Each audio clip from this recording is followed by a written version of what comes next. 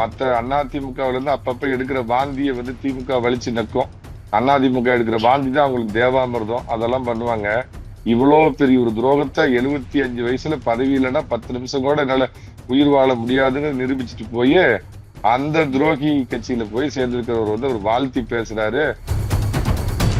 இந்த துரோகமே பாத்தீங்க அப்படின்னா ஜானகி ராமச்சந்திரனுக்கு ஏஜென்டா தான் இந்த கட்சியில அறிமுகமாச்சு. ஜார்ஜேன் 1989 இந்த கட்சி பிரிஞ்சிருந்தப்ப இவரு ஜானகியோட தான் தன்னுடைய அரசியல் வாழ்வை ஆரம்பிச்சவர். உனக்கு என்ன தாய் கழகம் நாய் கழகம்? உனக்கு தாய் கழகம்னே ஒண்ணு கிடையாது. இவர் போன அடுத்த நாளே பாத்தீங்கன்னா இவரை நம்பி 4 வருஷம் நின்றுட்டு இருந்த ஒரு அதிமுக உண்மையான புரட்சி தலைவனுடைய தொண்டன் யாருமே பாத்தீங்கன்னா அவரோட போகலாம். எலெக்ஷன் அறிவிக்க போறாங்க. உங்கள் கனவுகளை சொல்லுங்களேன். எங்க கனவுகள் நீ நாசமா தமிழ்நாட்டு நாசமாக உங்க ஆட்சி ஒழியணும், உங்க கட்சி ஒழியணும். ஒவ்வொரு தமிழக மக்களுடைய கனவும் தான். இதை எல்லாத்தையும் எழுதி போட சொன்னாங்க. என்கிட்ட கேட்டவங்களை தான் சொன்னேன், நீங்க எப்ப திமுக ஒழிதோ உங்க ஆட்சி ஒழிதோ அப்ப தமிழ்நாடு நல்லா இருக்கும். இதுதான் எங்களுடைய ஒரே கனவு. அம்மா அவர்கள் இந்த மாதிரி ஒரு அகால மரணம் அடைந்ததற்கு காரணம் அவர் மீது பொய் வழக்கு போட்டு கொண்டு போய் பரப்பன அக்கரகாரா சிறையில் அடைச்ச திமுக இந்த கருணாநிதியோட மகன்கிட்ட போய் நீ சேர்ந்திருக்கிற பன்னீர்செல்வம், உன்னை அம்மாவின் ஆன்மா மன்னிக்குமா இல்ல புரட்சி தலைவரின் ஆன்மா உன்னை மன்னிக்குமா? எவ்வளவு பெரிய துரோகம். விஜய் பாத்தீங்கன்னா ஒரு அப்நார்மல் பொலிட்டீஷியன். அவரை இயக்குறது அப்படிங்கிறது வேற பின்னாடி இருந்து சில மதம் சார்ந்த அவர் சார்ந்த கிறிஸ்துவ மதம் சார்ந்த அமைப்புகள் அவரை இயக்குது. எல்லாத்துக்கும் மேல அவர் தன்னை ஒரு பெர்வன். விஜயால் உங்களுக்கு வாழ்வு அல்ல, விஜய்க்கு அரசியல் வாழ்வு வேணும்னா உங்களை தேடி வரட்டும், கொடுக்கக்கூடிய இடத்துல நீங்க இருங்க, எதிர்பார்த்து காத்திருக்காதீங்க. 67 காங்கிரஸ் கட்சியை அழிச்சாங்களோ அந்த மாதிரி இந்த 2016 திமுகவுக்கு தோற்றம் மறைவு அப்படிங்கிறது 2026 நடக்கும் போது. வணக்கம் சார். வணக்கம்மா, சொல்லுங்க சார். 2 நாளைக்கு முன்னாடி பாத்தீங்கன்னா மதுரையில தாய் கழகம் திரும்பும் விழான்னு சொல்லிட்டு திமுக சார்பில் ஒரு நிகழ்ச்சி நடந்துச்சு சார். அதுல ஸ்டாலின் சொல்லியிருக்காரு, ஓ பன்னீர்செல்வம் அப்படின்னாலே அது விசுவாசம் தான், எடப்பாடி பழனிசாமி தான் துரோகி அப்படின்ற மாதிரி பேசியிருக்காரு சார். இது எப்படி சார் பாக்குறீங்க? சாதாரண ரோசி டீ கடை வச்சிருந்த மனுஷனுக்கு வரலாற்றுல என்னைக்கு இடம்பெறக்கூடிய அளவுக்கு 3 முறை முதலமைச்சர், அதுல 2 முறை பாத்தீங்க அப்படின்னு சொன்னா திருமதி சசிகலா மற்றும் தினகரனால் கிடைக்கப்பெற்ற வாழ்வு, 3வது முறை பாஜகவால் கிடைக்கப்பெற்ற வாழ்வு, 3 முறை தமிழகத்தின் முதலமைச்சரா இருந்த ஒரு மனிதன், அவருக்கு அந்த வாழ்வையும் வளத்தையும் செல்வத்தையும் பன்னீர்ல தெளிக்கக்கூடிய அந்த வாழ்வையும் கொடுத்த அந்த கட்சிக்கு எதிராக அந்த கட்சி முதுகுல குத்திட்டு இந்த மனுஷன் என்னைக்கு போய் அந்த சேராத இடம், அந்த கால் எங்க படக்கூடாதோ அந்த இடத்துல போய் கால் பட்டுச்சோ அன்னைக்கு பாத்தீங்கன்னா மெரினா கடற்கரையில இருக்கிற அம்மா சமாதியில அவங்க நிச்சயமா புரண்டு படுத்திருப்பாங்க. அந்த மாதிரி ஒரு துரோகத்தை பண்ண ஒரு துரோகிய யாருமே இது வரைக்கும், அதாவதுமா மத்த அதிமுகவுல இருந்து அப்பப்ப எடுக்கிற வாந்தியை திமுக வலிச்சு நக்கும். அதிமுக எடுக்கிற வாந்தி தான் அவங்களுக்கு தேவாமிர்தம், அதெல்லாம் பண்ணுவாங்க. ஆனா அதிமுகவுல நம்பர் 1 இதோட ஒருங்கிணைப்பாளரா 3 முறை முன்னாள் முதலமைச்சரா இருந்துட்டு இவ்வளவு பெரிய ஒரு துரோகத்தை 75 வயசுல பதவி இல்லைன்னா 10 நிமிஷம் கூட என்னால உயிர் வாழ முடியாதுன்னு நிரூபிச்சுட்டு போய் அந்த துரோகி கட்சியில போய் சேர்ந்திருக்கிறவர் ஒரு வாழ்த்தி பேசுறாரு. எடப்பாடி பழனிசாமி மாதிரி ஒரு துரோகி இல்லை அப்படின்னு பேசுறாரு. அப்படின்னா இதையெல்லாம் தமிழக மக்கள் பார்த்துக்கிட்டு இருக்கிறாங்க. எடப்பாடி பழனிசாமி இந்த துரோகி எல்லாருக்கும் முன்னாடியே கண்டறிஞ்சு கிட்டத்தட்ட 4 வருஷத்துக்கு முன்னாடியே இந்த துரோகியை தூக்கி எறியணும், இந்த துரோகி கட்சிக்கு ஒரு ஒரு புற்றீசல், ஒரு கேன்சர் வியாதின்னு தூக்கி அவர் எரிஞ்சது இன்னைக்கு சரி அப்படிங்கறது இது பண்ணிருக்காங்க. ஒரு வார்த்தைக்காக சொல்றேன், வெளியிருந்து இப்படி ஏதாவது பிளக்கானம் பாடிக்கிட்டு ஊரை ஏமாத்திட்டு இந்த குழந்தை முகம் படைத்த கொலைகாரம் இப்படி ஒரு நாடகத்தை நடத்திக்கிட்டு இருந்தா கூட மக்கள்லயோ இல்ல அதிமுக தொண்டர்கள் சில பேர் ஒரு அனுதாபத்தோட பார்த்திருப்பாங்க. திருமதி ஜானகி ராமச்சந்திரன் புரட்சி தலைவர் அவர்களுடைய மனைவி அவர்கள் பாத்தீங்கன்னா 1989 புரட்சி தலைவருக்கு அப்புறம் இடைக்கால முதலமைச்சரா பதவியேற்கிறப்ப தன்னுடைய பதவியை தொடர வேண்டும் என்பதற்காக போகக்கூடாத இடம் அறிவாலயம் போய் திரு கருணாநிதி அவர்களை வாழ்த்தி பாத்தீங்கன்னா என்னுடைய அரசாங்கத்துக்கு நீங்க ஆதரவு கொடுக்கணும்னு கேட்டதை பார்த்த அதிமுக தொண்டன் கொதிச்சு போய், நீங்கள் புரட்சி தலைவருடைய மனைவியாக இருந்தாலும் எங்க கால் வைக்க கூடாதுன்னு புரட்சி தலைவர் எங்களுக்கு எல்லாம் பாடம் எடுத்தாரோ, எங்க மனசுல நாங்க அப்படியே கொள்கையா அதை அப்படியே மனசுல வச்சிருக்கிறோமோ அந்த இடத்துல உங்க கால் பட்டதுனால புரட்சி தலைவரின் மனைவியாக இருந்தாலும் நீங்கள் எங்களுக்கு தேவையில்லைன்னு அவங்கள கடுமையா தோக்கடிச்சு அதிமுக அப்படிங்கிறதுக்கு ஒரு அன்னைக்கு பிள்ளையார் சொல்லி போட்டு திமுக அப்படிங்கிற எதிர்ப்பு வேள்வியில வளர்ந்த மரியாதைக்குரிய ஜெயலலிதா அம்மாவை தான் தங்களுடைய தலைவியா அதிமுக தேர்ந்தெடுத்துங்கிற வரலாறையும் மறந்து போன இந்த துரோகி அங்க போனத காலகாலமா தமிழக மக்களுக்கு துரோகம் பண்ற அந்த அறிவாளி துரோக கூட்டத்துல போய் சேர்ந்ததை அவர் யாரை பார்த்து துரோகின்னு சொல்றாருன்னு மக்கள் புரிஞ்சுக்குவாங்கம்மா.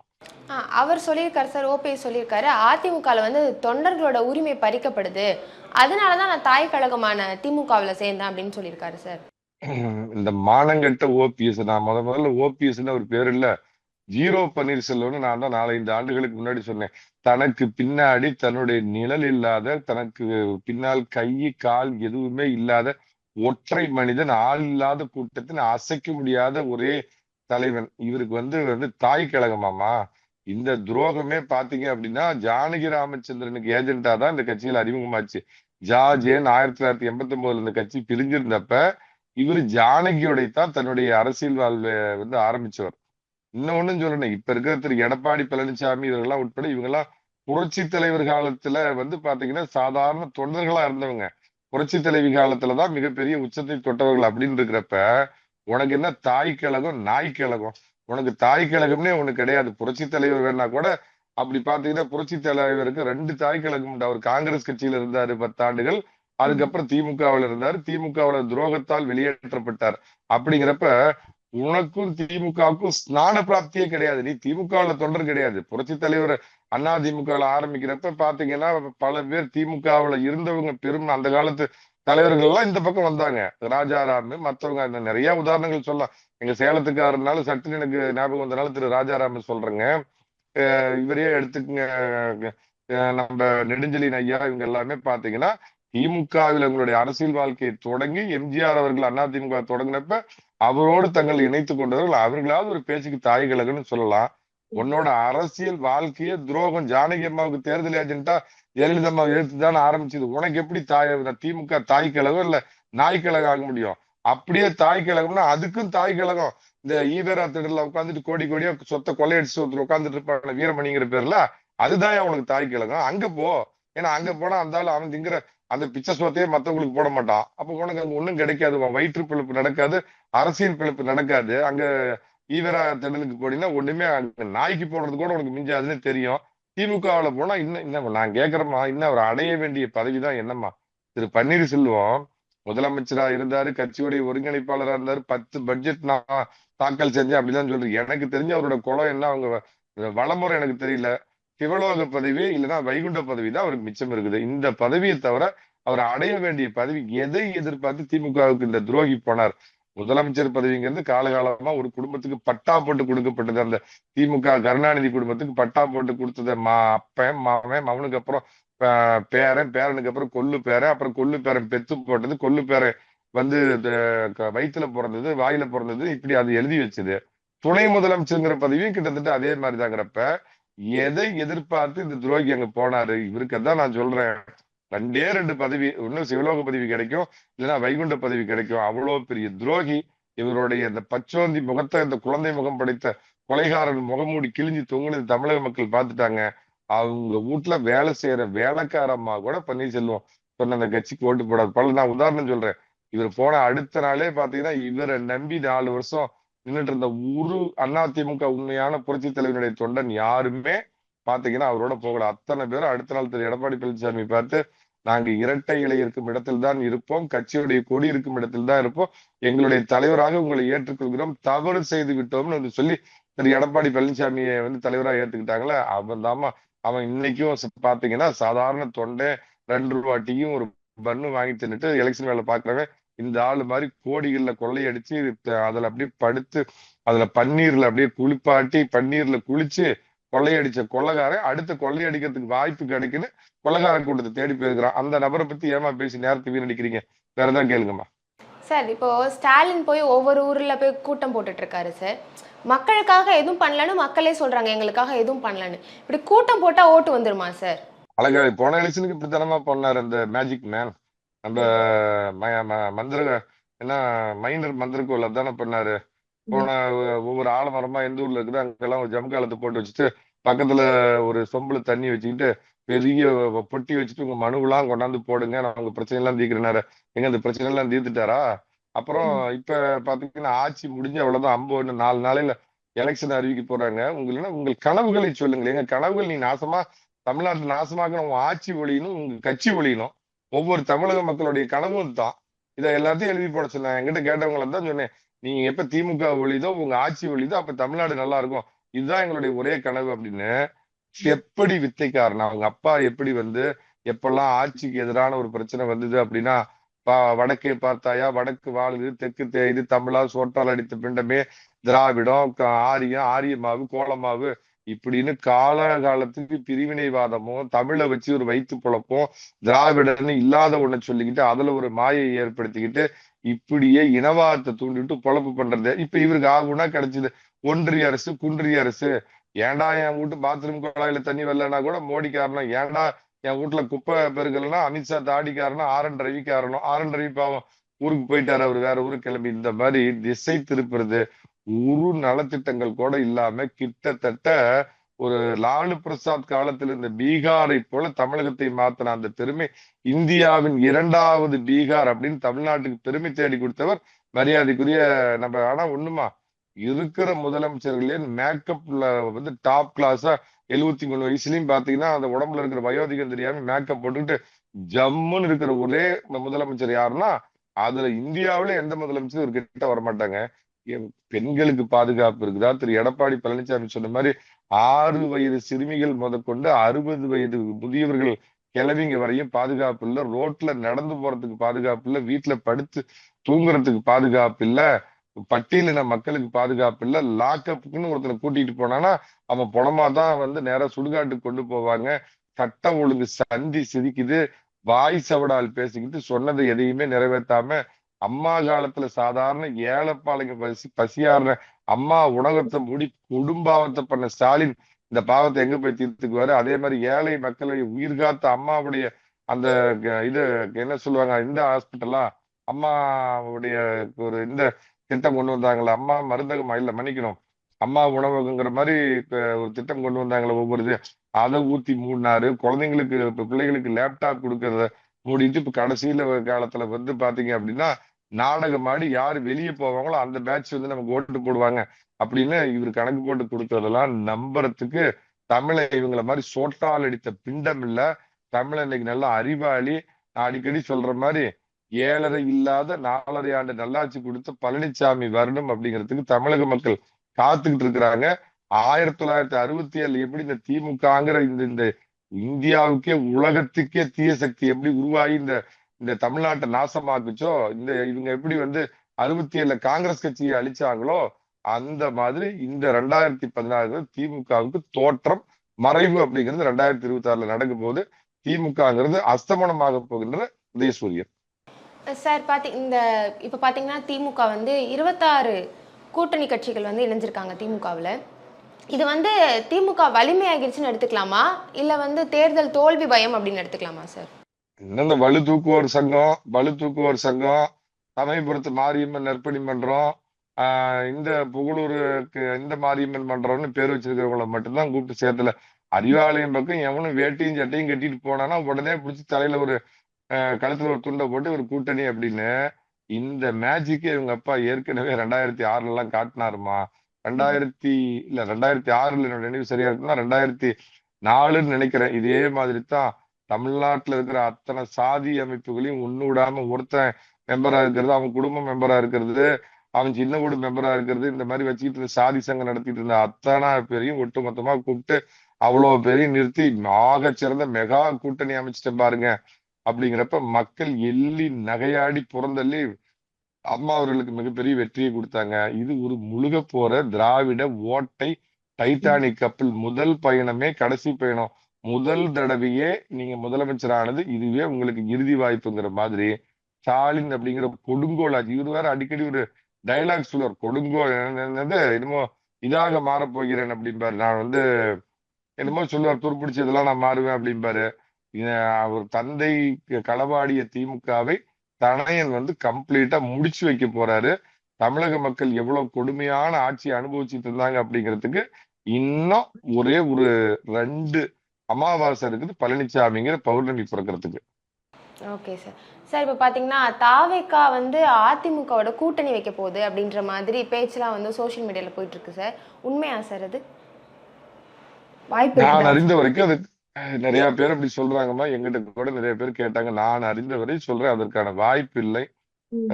விஜய் வந்து பாத்தீங்கன்னா ஒரு அப்நார்மல் பொலிட்டீஷியன். அவரை இயக்குறது அப்படிங்கிறது வேற, பின்னாடி இருந்து சில மதம் சார்ந்த, அவர் சார்ந்த கிறிஸ்துவ மதம் சார்ந்த அமைப்புகள் அவரை இயக்குது. எல்லாத்துக்கும் மேல அவர் வந்து தன்னை ஒரு கல்ட், தான் ஒரு கடவுள். இப்ப சினிமா உலகுல இந்தியாவே திரும்பி பார்க்கிற அளவுக்கு வெற்றிகளை குவித்த புரட்சி தலைவரை விட நாம 100 மடங்கு நாம வந்து ரொம்ப புகழ்ச்சிக்கு சொந்தக்காரன், நம்ம அவ்வளவு பெரிய ஆள் அப்படின்னு நினைக்கிற ஒரு பெர்வெட். ஆங்கிலத்துல பெர்வெட்னு நான் ரொம்ப நாகரிகமா சொல்றேன்.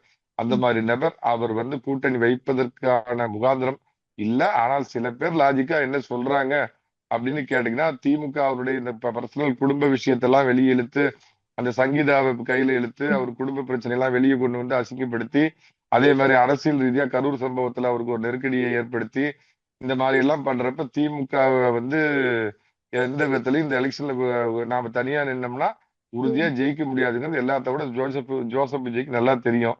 அதனால நம்ம தனியா நின்று திமுக மறுபடியும் ஜெயிச்சு வந்ததுன்னா நம்மள முடிச்சிருவாங்க. ஆனானப்பட்ட புரட்சி தலைவர் எம் ஜி ராமச்சந்திரனுக்கு கட்சி விட்டு போனப்ப தண்ணி காமிச்சவங்க நாம எம்மாத்திரம்னு ஒரு அவர் மனதில் ஒரு உண்மை ம். நிலை அறிந்து ஒரு அச்சம் தோன்றி இருப்பதால் அவருக்கு இந்த மாதிரி ஒரு நிலை ஏற்பட்டிருக்குது. அவர் மனதுல ஒரு மாற்றம் இருக்குதுன்னு சொல்றாங்க. ம். இருந்தாலும் எனக்கு அதுல நம்பிக்கை இல்லை. ஆனால் ஒண்ணு நான் சொல்றேன், மரியாதைக்குரிய அதிமுக தொண்டர்களுக்கும் பாஜக தொண்டர்களுக்கும் ஒண்ணு சொல்றேன்.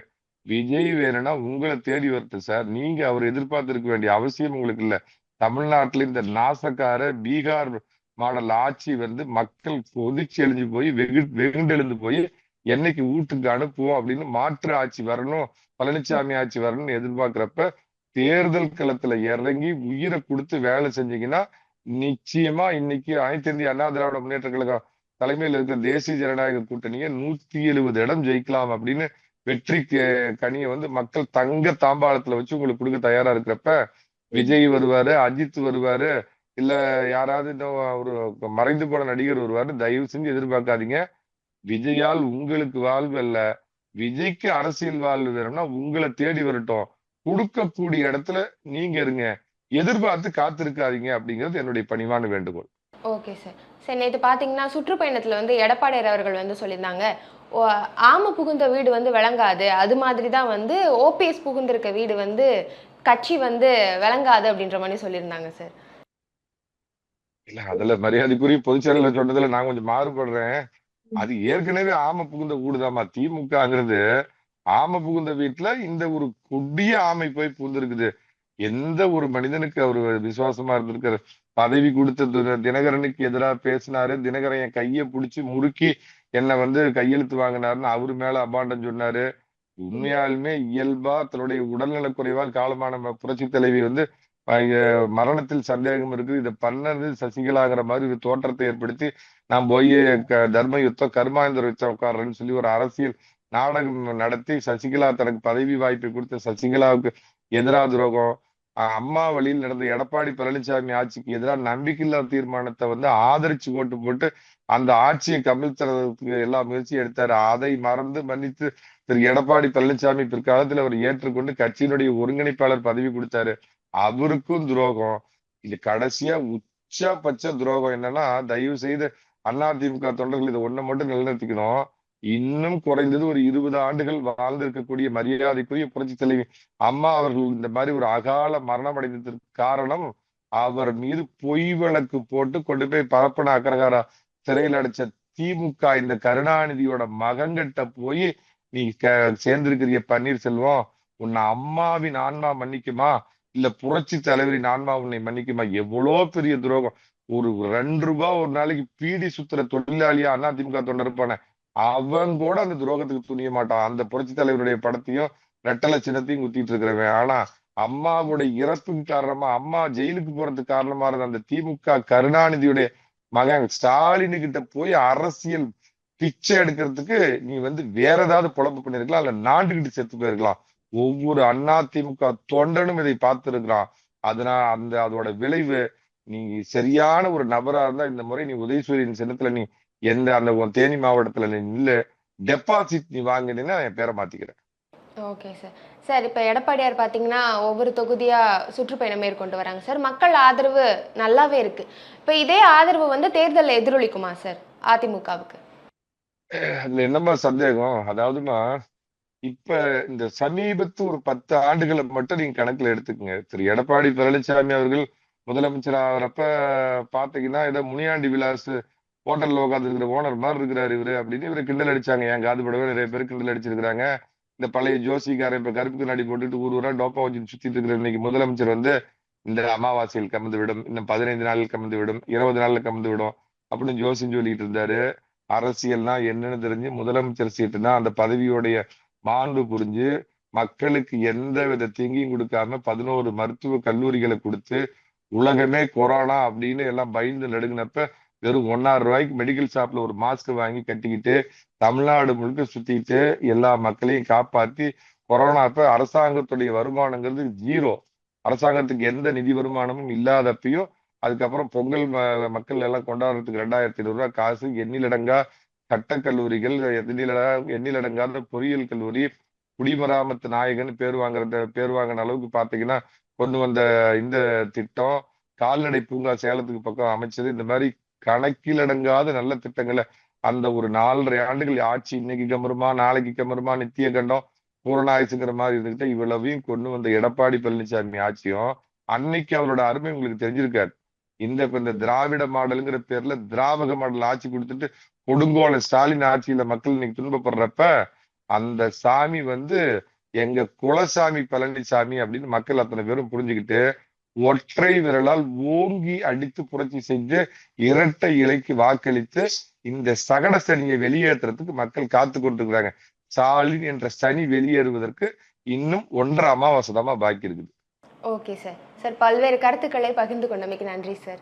நன்றிப்பா. உங்களுக்கு நம்மளுடைய நேயர்களுக்கு எல்லாத்துக்கும் வாய்ப்புக்கு மனமார்ந்த நன்றிப்பா.